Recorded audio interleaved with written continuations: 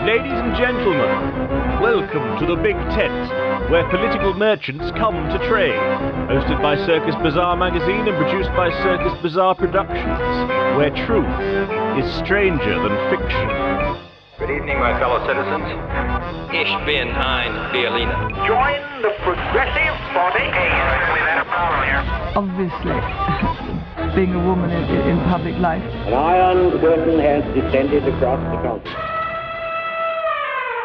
Hi there, people. Welcome to episode 5 of Circus Bazaar Magazine's The Big Tent podcast by Circus Bazaar Productions.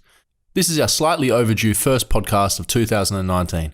It's our intention to produce at least 8 podcasts this year, so more should be coming very soon. We're now available on iTunes, YouTube, SoundCloud, Google Play, and Spotify. Further, if you're interested in our historically and politically focused magazine, you can visit circusbazaar.com. And if you want to understand more about our more commercially orientated operations, be sure to visit us at circusbazaarproductions.com. Both of the links will be left in the description. Before I get started today, we need to fully disclose any conflicts of interest we might have here in regard to our upcoming guest, Michael Blaize. Michael is the founder of a company called X-Wind that developed an uber technologically advanced form of vertical axis wind turbine. The short story is that this technology has now changed hands and is being further developed by an Australian company of which CB Magazine's mother company, CB Group, has a financial interest in. So in reality, this podcast is as much about having a chat with an interesting fellow about his technology as it is about giving this technology a platform. Environmentalism is something that I think most of us are, to varying degrees, passionate about. And the fact that we're putting some effort and resource behind the development of wind power technology is something that we're quite proud of, and that helps, in my mind, to mitigate the obvious conflict. Aside from this though, Michael is an aerodynamic engineer that spent a former career working on Formula One teams. He's worked with Renault, Jordan, and British American Racing, and spent several years working directly with Alain Prost, aka the Professor, back in the 2000s. He eventually made a transition away from making F1 cars faster to transforming wind into energy by utilising the same technologically advanced methods and skill set from his former industry. The result has been a rocky but really interesting ride, and it's our hope that the technology that he got started continues to grow and plays a future role in the renewable energy market. Michael will tell us the rest, so here we go. Hi Michael, it's a real pleasure to have you on the podcast. First of all, why don't you just give a little bit of an explanation about who you are? Hi Shane, thanks for the opportunity to join you this morning and tell you a bit more about myself and X-Wind. Yes, so I'm French. I live in the UK. I've been living here since '99. I'm an engineer. Graduated from a French school back in '96. I had always had a passion for engineering, fast cars, and that brought me to the UK back in '99, where I started to work in F1. Okay, yeah. See, it's a real pleasure to interview someone that's got some experience in Formula One engineering. So, what exactly did you do in that field? Yes, so I trained as an aerodynamicist or aerospace engineer. My first job was actually in aerospace. So I was designing the car back at the factory using a wind tunnel or CFD to make the car go quicker. Okay, so what Formula One teams were you working for? Well, being French, I worked for the Prost team back in the 2000s. I worked for Jordan, British American Racing. Okay, so well. Did you actually know Alain Prost? Yes, I worked with him for a couple of years. Yeah. Oh, that's very cool, man. So, I mean, and those years were the golden era of Formula One as far as I'm concerned. See, I'm from Adelaide. And so was the Adelaide Formula One Grand Prix the last Grand Prix of the year? It used to be the first one. It used to be the opening Grand Prix of the season back in those days. Yeah. Yeah, so my whole childhood was characterised by sitting out in the backyard in Australian summer, and we could hear the Formula One cars like going around the track for the whole week through practice right up to the great race. And my father's company would sponsor it, and so we were. Yeah, it was a fantastic thing. I love Formula One. Mm-hmm. So what enabled you to make the transition away from Formula One though into wind energy? Yeah, I mean, as I said, I had a great passion for speed and cars. At the same time, when you spend so many hours at work, and Formula One is a very demanding industry, you spend 6 days a week, if not 7 days a week, working very hard, 12 hours a day. And I thought that if I was to work that hard, I should actually do it for myself, which is the reason why, first of all, I decided to leave an industry that I loved so much. And my first company was actually a supercar company. We designed, developed, and tested a supercar, a 3-seater supercar, back in was it 94, 95? But when I did that, having my own company and managing project management, quality, the design of it, the workforce around it, made me realize that these kind of skills can be applied to other industries. So you've got general management, but there's also composite and aerodynamic design. And when the recession kicked in back in 97, doing a supercar project was not the best thing to be doing. And I looked at the other industries, and wind was one that really piqued my interest, doing something for the environment, but also using my skill set to the best effect, coming back to aerodynamics and composites, which are the two main components of a wind turbine. So are you a passionate advocate of renewable technologies? Yeah, you could say so. I mean, I worked nearly 10 years in that industry, and I wanted to do more than what I was doing. Before we go any further, I just want to clarify something. I've been doing a lot of reading on Vought technology and Hort technology, but how do I pronounce it? Is it acceptable for me to say Vought and Hort, or do I need to use it as the acronym and say HAWT or VAWT? No, you pronounce it Vought or Hort. Okay. Yeah.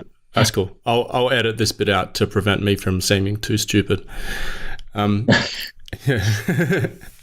So I understand that initially your involvement was with Hort Designs. So just to the uneducated listener, horizontal axis wind turbines are the standard turbines that you'll see out in the fields in Denmark and across different parts of the world. But Vought Designs that you're specializing in, can you just explain what the difference is between the normal stand-up windmills and Vought? Yes. So, I mean, horizontal axis turbines are the ones that you will see throughout the world. They are the ones that have been developed the most, have had the most investment. And in a way, they are a lot easier to design than a vertical axis wind turbine, because when the wind hits the blades, it does it in a straight fashion, and it's quite easy to actually calculate the wing angularity and the performance of the blades. With a vertical axis wind turbine, it's a lot more complex because the blade crosses the wind twice, first head on, and then there's another round when it goes around at the back. And the angle of attack of the blade changes through the revolution, which means that you have very high angle of attack and then optimum angle of attack over a full cycle. So in a way, the optimizing a vertical axis wind turbine is a lot more difficult than an horizontal axis wind turbine. So what do you think the main reason is for Hort designs, apart from the complexity of the design, for the fact that they dominate the market? Well, as I said, they are a lot more simple to design,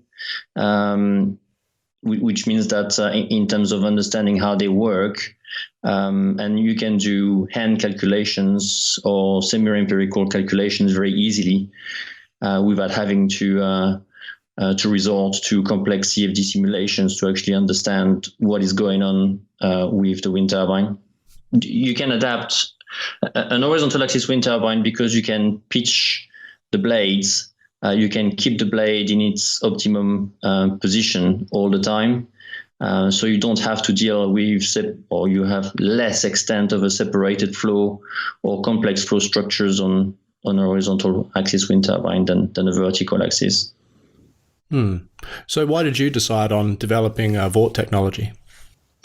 Well, at the time when I started to look at vertical axis wind turbine, I was working for Vestas Wind System, which is the largest manufacturer of horizontal axis wind turbines, and it was very apparent that the resistance of people of having wind turbines close to where they live, and the tendency was to go larger and offshore. So larger amount of power, but away from the public eye. And the vertical axis wind turbines seemed to me underdeveloped when I looked at it, because the performance of those designs was quite significantly lower to the horizontal axis wind turbines. But they did appeal a lot more to the eye, and they look like a sculpture, which is a lot more appealing to people and would be more acceptable to be placed closer to the public. So I think when I looked at it, I thought that there was a gap in the market for that kind of turbines. I didn't jump into it straight away. What I did is I looked at it and I thought, can I make a vertical axis wind turbine that performs as well as an horizontal axis? Because at the end of the day, a wind turbine is not just a green statement. The people that buy wind turbines do it for only one purpose, and it is to generate revenue. So if your performance is not as good as what is currently the benchmark, the horizontal axis wind turbine, then you don't stand a chance.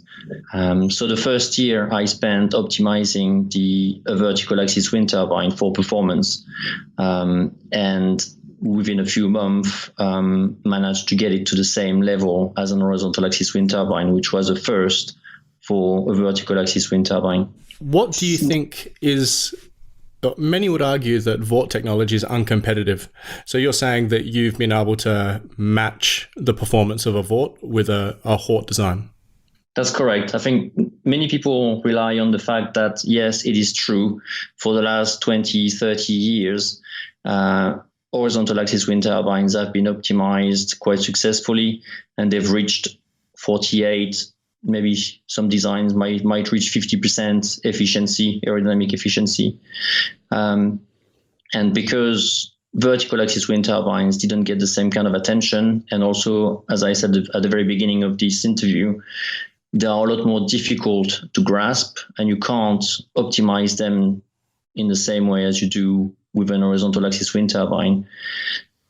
It's a lot more complex product, so to get the best out of it was a lot more difficult, and nobody applied the same kind of technology that we did here, which is basically taking the same kind of philosophy that I've used in Formula One, where you basically parameterize a design challenge and you throw computational resources at it until you find an optimum design. So is there any domains in which you think Vought has a comparative advantage over Hort technology?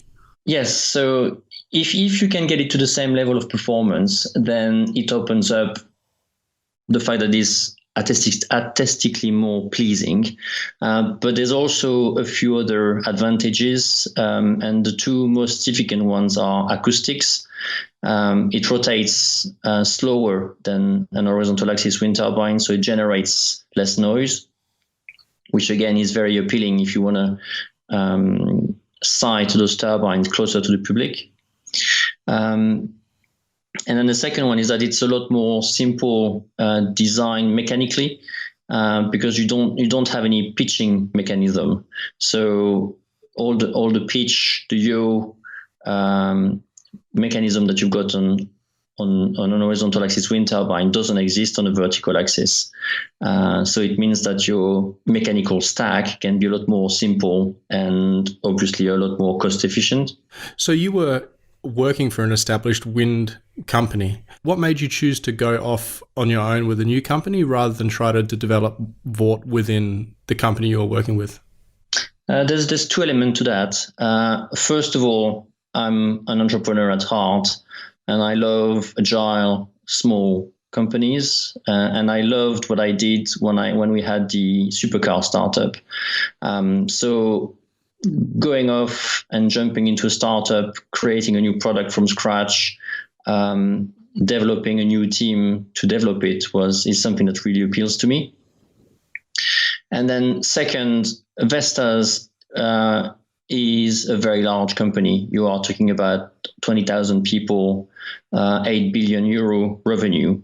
And the medium wind market is booming, but you are talking about hundreds of millions of pounds, which is not very appealing to a giant like Vestas, whose core technology is very different.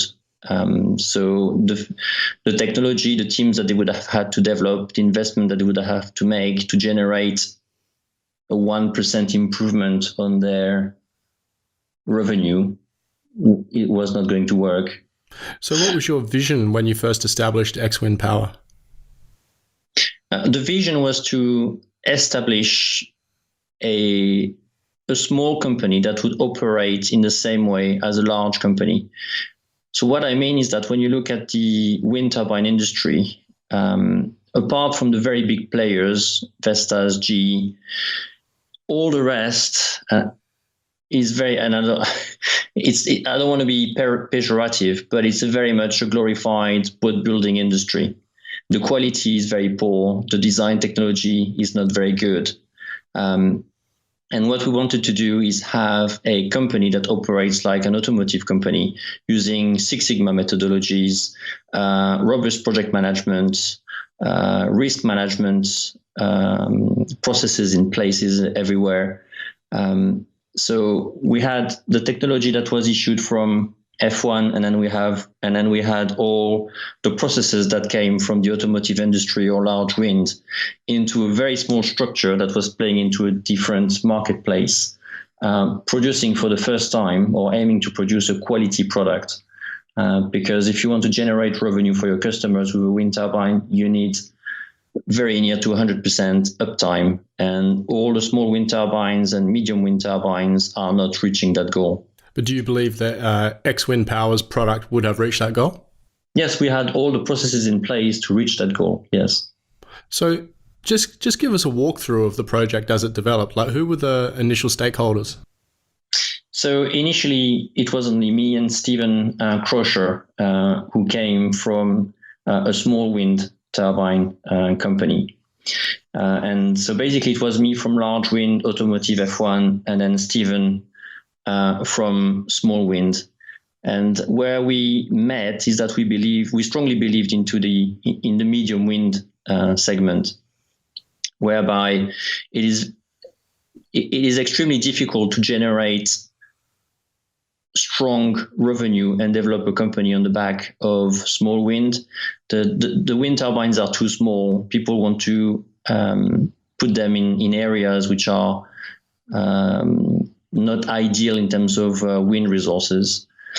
And then you've got large wind, which is too large and people don't want to get close to them. So the middle ground was medium wind. So we wanted to develop an 100 kilowatt wind turbine, which was large enough to generate significant revenue and power, but not too small so that the project can't do with a proper wind resource mapping and things like that. But you had two products mapped out, an 80 kilowatt version and a 6 kilowatt version? Is that correct? That's correct. So the 6 kilowatt is too small, and it was meant to be a proof of concept product. So yes, the 6 kilowatt would have fit into the small wind segment. But as I said, we clearly or very quickly identified the fact that we couldn't create or develop a serious company on the back of a small product like that. Okay, so what's the average kilowatt output of a standard Hort technology wind turbine? Well, you don't have to differentiate horizontal and vertical in that instance. You can, if you've got the same efficiency or capacity factor, you can generate the same amount of energy as if you're using an horizontal axis or a vertical axis wind turbine. Okay, but there's been talk about putting VORT technology on top of telecommunications towers. Mm-hmm. Is that the type of market that you'd be looking at for the 80 kilowatt edition? Yes, so we had two main target market when we created the 80 kilowatt. The first one was powering railways. So we had a project approved at Network Rail to power the railway lines. That was project number one. And then the second project was telecommunication, either using the 6 or the 80 kilowatts. So the telecommunication project was the only project that would actually justify a volume manufacturing of the 6 kilowatt turbine. So we were not entertaining selling 6 kilowatts to private owners, but we were entertaining powering 10,000s of masts in India, for example, used for telecom applications. Your company, it attracted quite a lot of government support and grants. Mm-hmm. Is it the uniqueness of your design that warranted this type of support? The support was very much due to the innovative nature of the turbine and the fact that for the very first time a vertical axis wind turbine was operating at the same kind of efficiency as an horizontal axis wind turbine. From a technological perspective, do you think this is the greatest achievement of the project in its entirety? Just the efficiency rating? The efficiency rating is the tip of the iceberg of what we actually created in a couple of years, or 3 years. That's the greatest achievement that we've made. But we had so many other things in the pipeline in terms of control strategies and the way the turbine is actually manufactured. So the mechanical stack was actually very different to a normal vertical axis wind turbine. A normal vertical axis wind turbine has bearing at the top and the bottom, which is not ideal in terms of manufacturing and control of the stack. We had a very different bearing arrangement that would have simplified the whole structure and reduced cost quite significantly.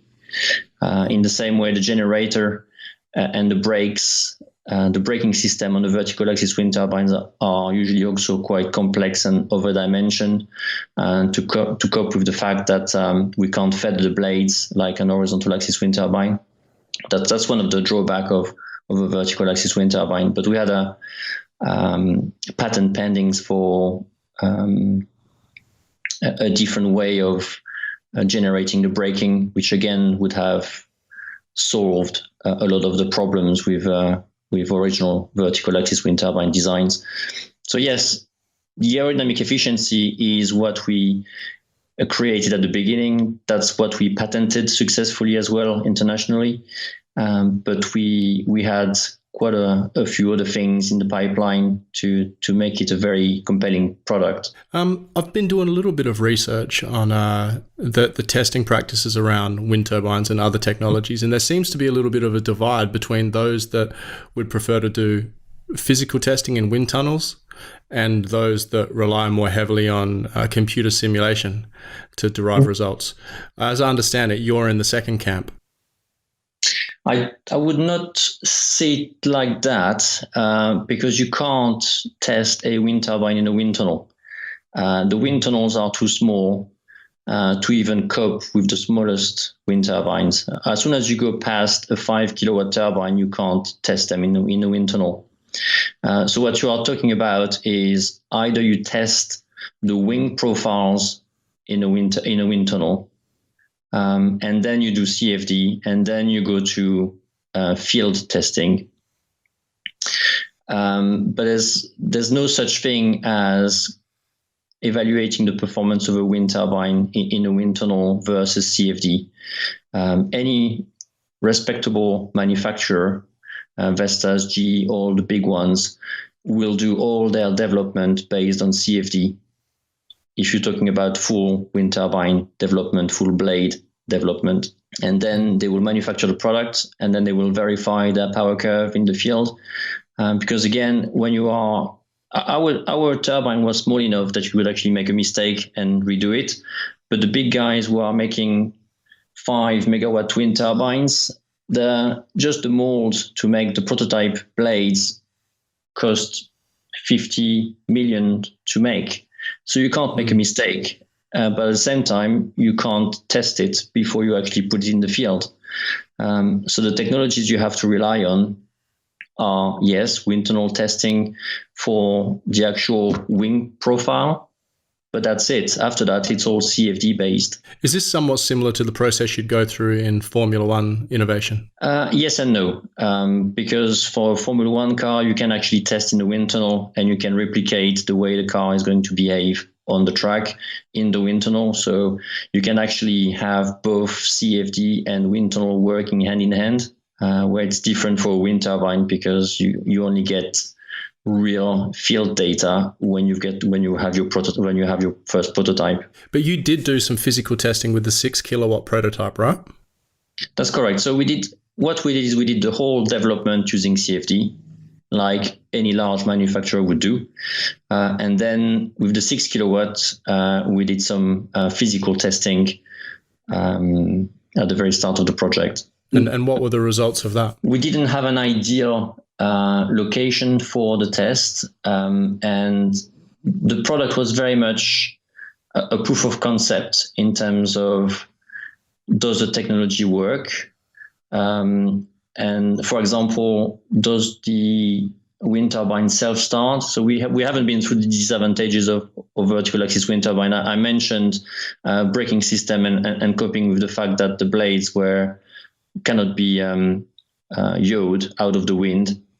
The second drawback is most of the vertical axis wind turbine don't self-start, and you have to power them at the very beginning when the wind is too low or when the wind picks up. And that's true of a lot of vertical axis wind turbine designs, but ours is using a perfect helical shape, which meant that it could pick up wind from any directions and start to rotate without being powered. So, for example, one of the key things that we wanted to identify with the testing was, does the technology actually self-start like we predicted it would? And it did. So that was one of the key takeaway. One of the issues, the thing is that with field testing, a lot of people are saying, I only rely on field testing. But at the same time, getting accurate data with wind, which is a very unpredictable thing, with wind profiles that changes from 1 second to another, is actually very difficult. So what you end up doing is actually averaging the performance over an amount of time. And over that amount of time, you might have a lot of variations. And we did gather some data, but not a lot. And it was not enough to actually quantify accurately the aerodynamic efficiency of the design. But we did get some peak data that suggested that we were in the right ballpark with the CFD data.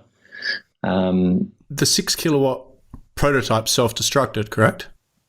That's correct. So one of the advantages of being able to self-start is that you don't need to use any power to rotate the turbine. The problem is that if the turbine is not properly parked and there is a high wind coming on the turbine, then you might be in trouble. So the turbine, we operated the turbine for about 6 months, and it was the very beginning of the company. And to actually make the turbine and generate the data, we used 10% of what other wind turbine manufacturer might have used to actually do this. And some of the methods that we used at the very beginning could have been better. And for example, the parking of the turbine was done with a simple rope attached to the rotor to prevent it from rotating. And it did a perfect job for the first 6 months. And then at the beginning of, I can't remember the exact year, was it 2018 was it? The UK experienced a very high wind period for about 2-3 days, and it was a very high. I mean, it was a 50-year type incident. So the wind was extremely high, and the turbine actually had a lot of self-starting capabilities apparently. So it was actually strong enough to cut the rope and accelerate on its own. And because it was not meant to be operating, it was not plugged into the network and couldn't control itself. So it basically went into overspeed and destroyed itself. Okay, so it was during the development of that 80 kilowatt prototype that X-Wind went into administration. Yes. How do you explain the reasons for the company ending up in this situation? Because I think that there is a little bit of apprehension based on the fact that it might have had something to do with the design itself. Mm-hmm. When we were developing the technology, because we were a small company, we were very reliant on grants and investor money. The original investors were all UK-based and very much following the UK market. They were not large investors, but they were good enough for what we needed at the very start of the project.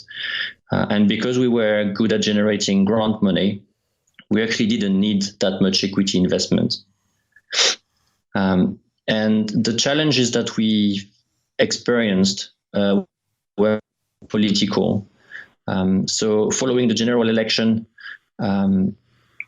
was it back in 2012 or 13? I can't remember the exact year.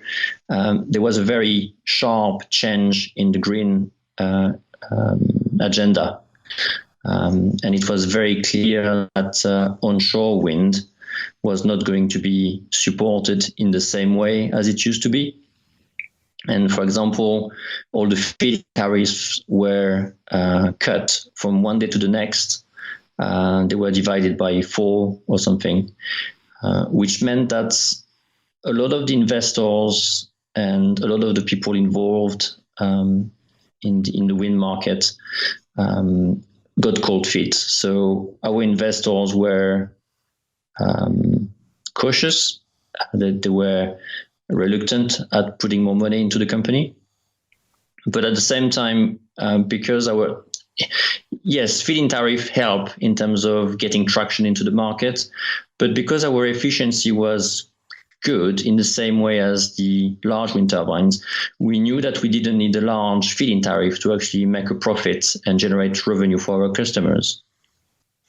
So it was not looking that bad for us.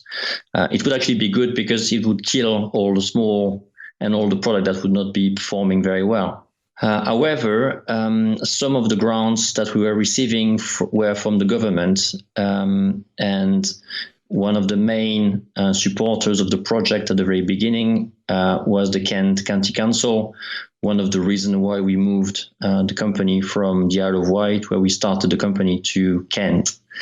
Unfortunately, after the general election, and because of some of the non-green agenda of some people on the board of the Kent County Council, they withdrew the grant support again from one day to the next, after we only received 10% of the promised money. And that alone, the changes in the political agenda after the general election, but also very importantly, the withdrew from that grant, then became very, very difficult to explain for us. Every time we had an investor interested, loved the technology, loved the company, loved what we did. However, when it came to explain how a government body that was meant to be putting in £1 million into the company withdrew its funding after only giving 10% of it, even though we had a 300-page report that explained exactly why that happened. You only need a very small amount of uncertainty to lose interest from investors. And within the amount of time we had, which was only a few months to turn around the situation, we just couldn't do it with that baggage. Did you try looking for investors abroad? We did, but again, the window was so small. We had a few months to overturn the situation. And as I said, we had a good investor base in the UK with the ones that invested in the first round. But the UK investor market is very, very reluctant in terms of risk. And the risk profile went up very quickly with us. And we couldn't generate the amount of equity investment we needed from one day to the next very quickly. It just wouldn't happen. So in summary, at that point when the company went into administration, what level had you achieved? I mean, would have you said you'd verified both designs or half verified one design? Or well, when the 6 kilowatt prototype was destroyed, we decided that we didn't want to invest any more money in a 6 kilowatt design because yes, we could make more, generate more data, trying to verify the efficiency a little bit more. But in the same way as you've got people saying, "Oh, you haven't tested, you only have tested in CFD, you haven't done a full verification in the field," straight away the next hurdle becomes, "Oh, you've only verified that 6 kilowatt. How are you sure it's going to actually work at 80 kilowatt?" And the product we wanted to work was the 80 kilowatt. It was the one that would generate revenue for the company and would be a hit in the market. So it was the one to actually devote all the attention, all the money to. So straight away, when the 6 kilowatt design was destroyed, we jumped onto the 80 kilowatt, and we started to. The aerodynamics were slightly different, so we updated the aerodynamics for the 80 kilowatt, and we started to manufacture the first 2 prototypes, which were meant to be installed on the Network Rail site, which was going to be our first customer. And so had there not been an election and government grants had have continued and the investor base had have been maintained, what would have been your next steps? So when the company closed its door, we had 2 80 kilowatts, which were 50% there. And we were only, 6 months, another 6 months, and we would have had the first prototype up and running. So the next stage would have been to read the power curve. So that would have then enabled us to start selling. As soon as we had a portfolio of potential customers, more than 10 people that were actually waiting for power curves before placing a firm order. So that would have been enough to secure those orders. So, I mean, clearly, going back a few questions, I mean, you're clearly passionate about the fact that you employed Six Sigma design principles and the use of computer design technology. Can you just elaborate on why you're so passionate about this in relationship to the wind industry? As I mentioned, if you want to have a competitive turbine, yes, you need to have aerodynamic efficiency. Then you need to have a good mechanical stack, so it's reliable and it's efficient again as well when you transform the kinetic energy down to electric energy. But you need to have an uptime which is above 98%. And you're not talking about a few years. It's not a car that needs to operate well between service intervals. It's a design that needs to sustain wind, cold, rain, sand in some instances for 20, 25 years. And people don't actually appreciate the fact that it's a very, very significant challenge. And when I said that the small and medium wind energy segment was very much like a boat building industry, there's a lot of people that make a wind turbine out of their shed, test it for a few years, and yes, it works all right. But then when you put it into a field and it has to stay there for 20 years, it is a very significant challenge to do it well. And the only way to do that is the same way as when you design a plane. You cannot have it crash. It cannot have any problems when it flies. So we use the same kind of technology that you are using in aeronautics and automotive. So that we were aiming for a service interval, so people going to the wind turbine every 5 years. At the moment, in medium wind, it's 1 year, but it's not uncommon to hear about monthly visits. So, to conclude, what's your take on the future of renewable energy and, in particular, wind energy? Well, I think unless somebody picks up what we did and make it a success, the horizontal wind turbines are still getting the best part of the market, and that trend of getting larger, bigger, but further away from the population is probably going to carry on. So offshore wind is probably going to carry on developing further with large-scale horizontal axis wind turbines. And so you don't believe that small to medium wind is hugely profitable in the future with regard to sort of domestic installations or on-land installations? I don't believe in domestic applications, and the reason is that you are too close to buildings. One of the things that I very much aligned with Stephen when we created X-Wind is that we didn't want to create another urban wind company. A lot of people came to us and said, "Oh, yes, I love your design. Can I put it on the roof of this building or put it there?" And we said, no, that's not what we are about. If you want a wind turbine to work, it needs to be in clean wind in a location that has good wind resource. It doesn't work in a city. It doesn't work in close proximity with buildings. And if you do that, then you're going to end up with customers that are not happy with the product. And that's what happened with Quiet Revolution. Quiet Revolution is a similar design to what we had. They developed their technology a few years before us. It was a 3-bladed vertical axis wind turbine design. It had a few drawbacks. It has some weaknesses, but they tried to generate revenue very quickly, and they did a few green statement installations in location that meant that they didn't have good wind resource. So they ended up with customers or with turbines that didn't spin and that were stationary for most of the time, and that didn't do any good publicity to their company and to the vertical axis wind turbines in general. This is why you were interested in powering railway lines, so they could be in sort of rural, non-domestic areas.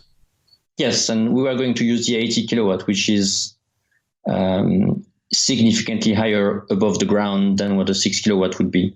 And so just out of curiosity, to power like a basic railway line, how far do these wind turbines need to be as far as intervals? We were looking at 5-meter interval. 5-meter interval? Yeah, but you wouldn't have them all the way along. You would have them in clusters of 5 turbines.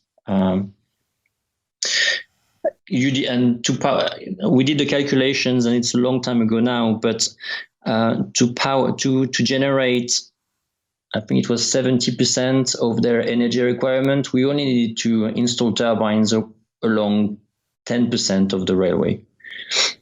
You don't need to cover the whole railway in turbines to actually generate a significant amount of energy. All right, Michael. Well, this has been a really interesting conversation. And I'd like to wish you the best of luck in the future. And thank you so much for coming on the podcast. And good luck with everything. Great. Thanks, Shane, for the opportunity to speak with you.